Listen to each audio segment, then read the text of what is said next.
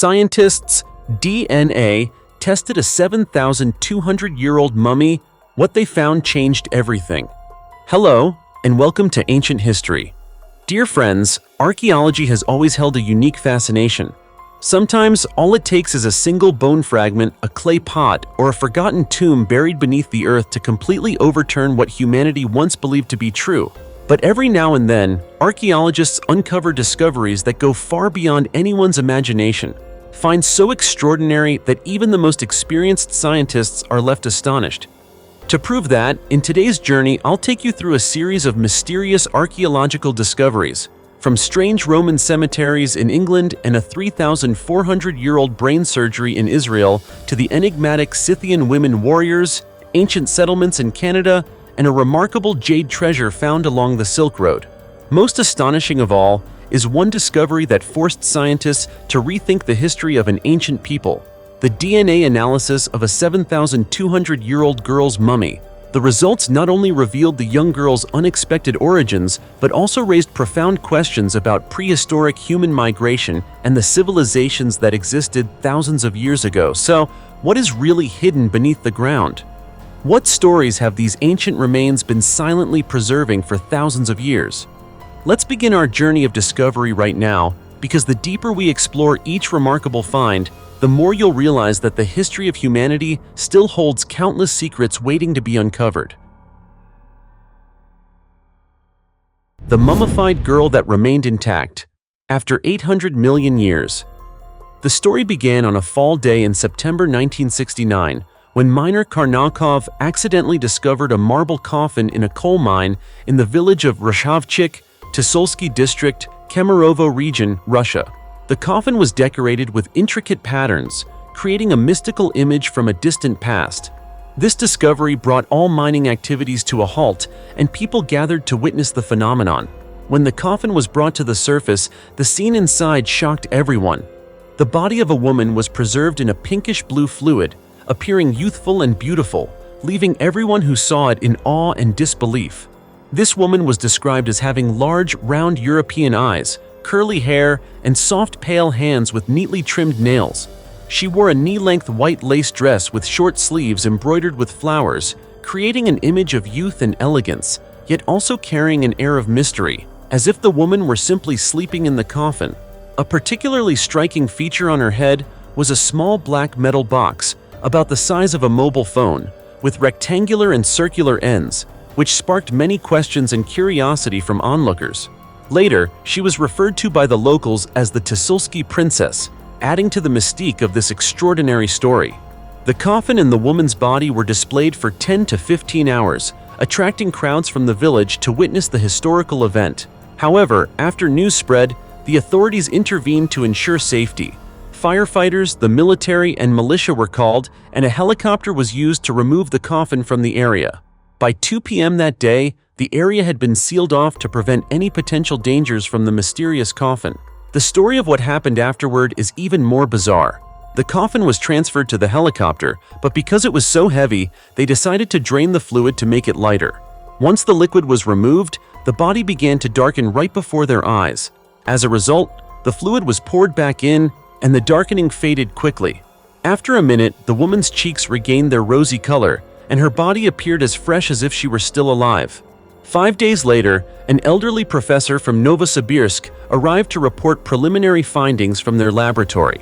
The professor stated that this discovery would overturn many existing understandings of human history.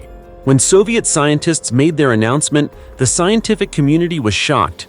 According to the professor, the coffin's age was at least 800 million years old. The woman was older than the coal surrounding her coffin, completely debunking Darwin's theory of evolution.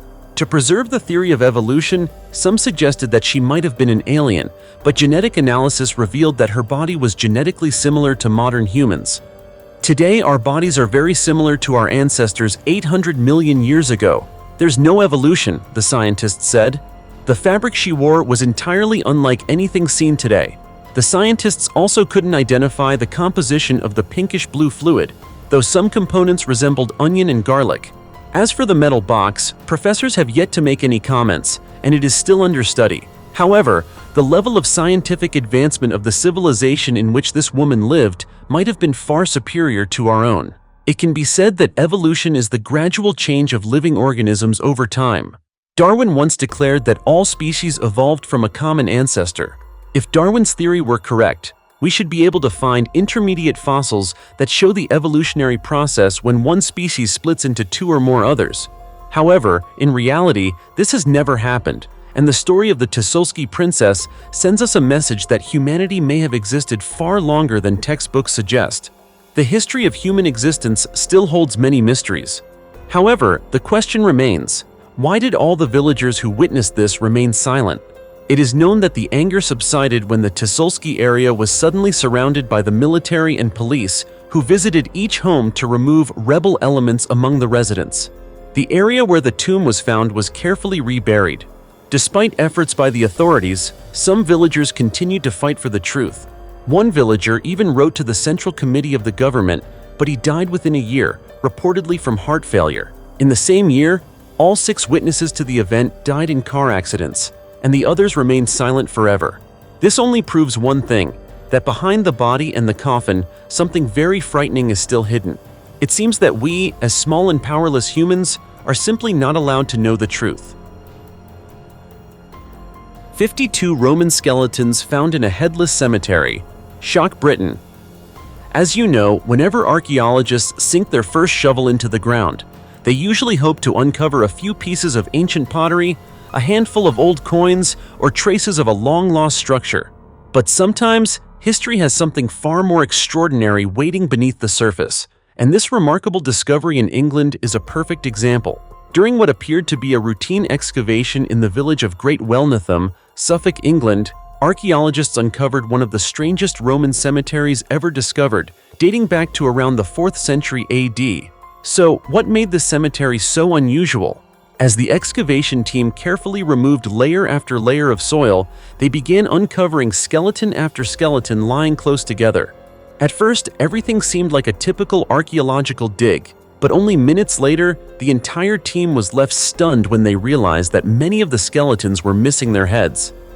Even more astonishing, the skulls hadn't disappeared at all. They had been carefully placed beside the bodies, as if someone had deliberately performed a very specific and meaningful ritual.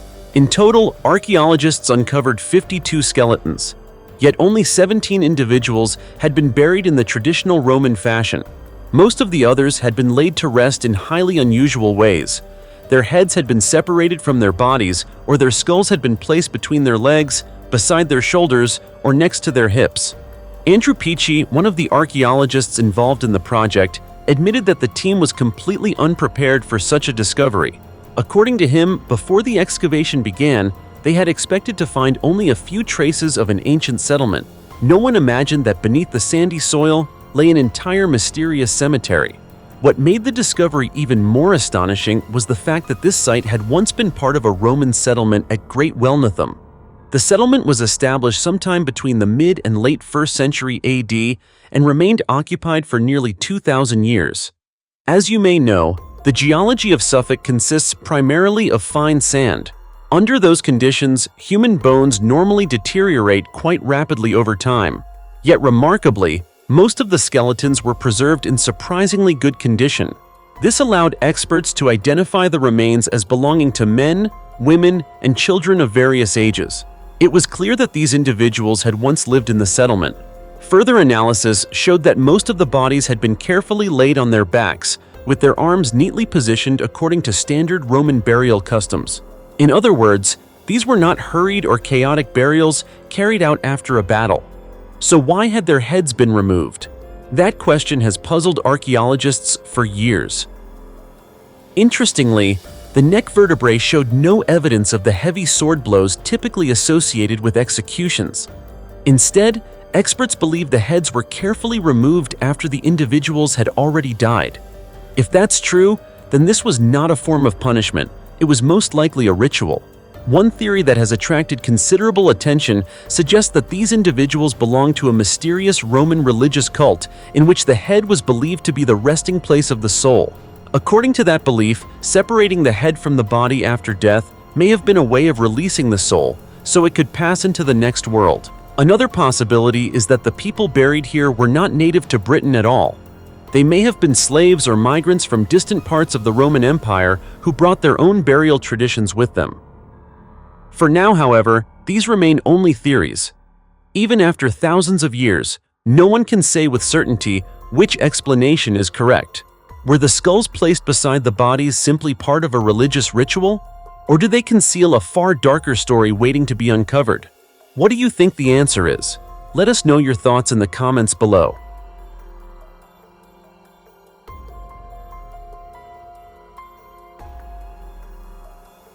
The Egyptian mummy of a young woman killed by an axe left archaeologists horrified. Do you believe that a mummy lying silently for 2,600 years could still speak and tell the story of the final moments of its life? It may sound unbelievable, but thanks to modern technology, what once seemed impossible has become reality. And what scientists uncovered was even more terrifying than any legend from ancient Egypt. The central figure of this story is Takabuti, one of ancient Egypt's most famous mummies. She was the first Egyptian mummy ever brought to Northern Ireland following the wave of mummy trading that took place after the Napoleonic Wars, and her coffin was opened for the first time in 1835. Since then, Takabuti has been displayed at the Ulster Museum in Belfast, where she has become one of the museum's most captivating exhibits. For nearly 2 centuries, all people knew was that Takabuti was a woman who had lived in Thebes and that she may have been the wife or mistress of a nobleman. The hieroglyphic inscriptions on her coffin revealed little more than that, while the story of her life and death remained shrouded in mystery. Everything changed in April 2021 when scientists conducted a new investigation using advanced technologies, including CT scanning, radiocarbon dating, and DNA analysis. What they discovered exposed a horrifying secret. Can you guess what happened? For many years, researchers believed Takabuti had died from illness or natural causes, but the CT scan revealed a completely different story. She did not die peacefully. Scientists found an injury on her back, and most terrifying of all, they determined that the fatal wound had been inflicted by an axe, a weapon commonly used by both Egyptian soldiers and the Assyrian army in ancient warfare. In other words, Takabuti was most likely the victim of a violent murder. A single blow from that axe appears to have been enough to end her life. Who killed her, however, remains a mystery to this day. But that wasn't the final surprise. During the DNA analysis, researchers uncovered another astonishing detail. Takabuti's genetic profile showed more similarities to modern Europeans than to present-day Egyptians. Isn't that difficult to explain? Here was a woman who lived in Egypt more than 2,000 years ago, yet her DNA appears to share characteristics more commonly associated with modern European populations. This discovery has opened the door to numerous new theories about ancient Egypt, including ideas involving population movement, intermarriage, and ancestral origins, possibilities that scientists had never seriously considered before. Even today, Takabuti remains at the Ulster Museum, while researchers continue to examine every tiny detail of her body, hoping that one day they will completely unravel the mystery surrounding both her life and her violent death. So what do you think? Who was responsible for murdering Takabuti? Was she the victim of a struggle for power, a robbery gone horribly wrong, or simply a personal tragedy that history buried for 2,600 years? Share your thoughts in the comments below. Who knows? One of today's theories might become an important piece of the puzzle that brings us one step closer to solving an ancient murder case that has remained unsolved for more than 2.5 millennia.